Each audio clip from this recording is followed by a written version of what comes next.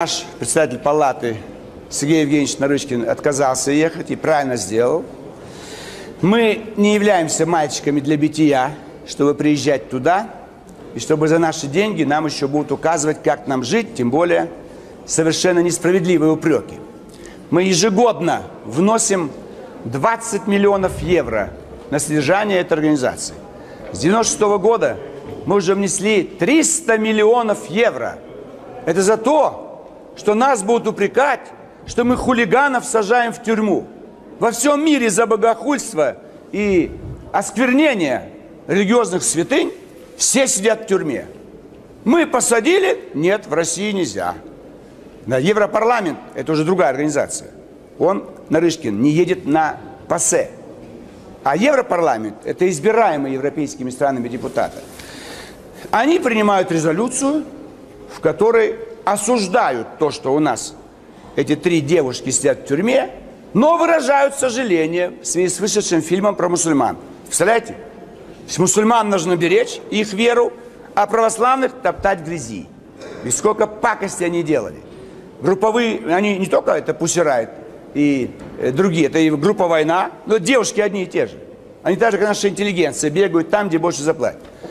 Групповой половой акт, какие-то действия на машине, внутри машины, в переходах, в метро, на концертах, на лобном месте, во время выборов, в Киеве, в Москве, в Беларуси. Ну, сплошное политическое хулиганство уже несколько лет, спланированное и проплаченное с Запада.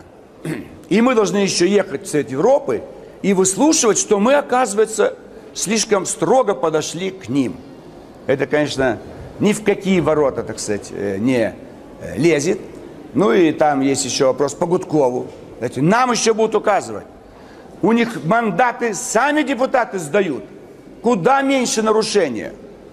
У депутатов в Америке жена полчаса использовала служебную машину, мандат сдал.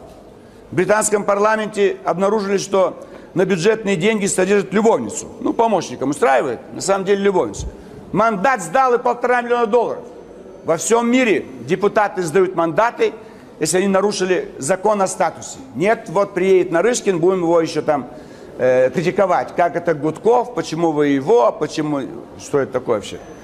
Я бы отказался всей делегации поехать. Считаю, что вся делегация должна отказаться поехать на данную сессию. Надо проучить Совет Европы. Второе, надо поставить вопрос о временном приостановлении членства России в Совете Европы. И, соответственно, прекратить финансирование этой организации, не вдавать наш взнос на 2013 год. Сэкономим 20 миллионов. Научатся себя вести они, значит, тогда мы в 2014 году начнем ездить и будем платить.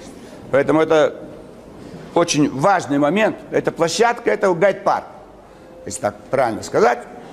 Депутаты всей Европы собираются и, естественно, долбают Россию. Постоянно, постоянно. То это не так, у нас это не так, это не так. Ходорковского почему посадили? У них все тюрьмы переполнены теми, кто уклоняется от уплаты налогов.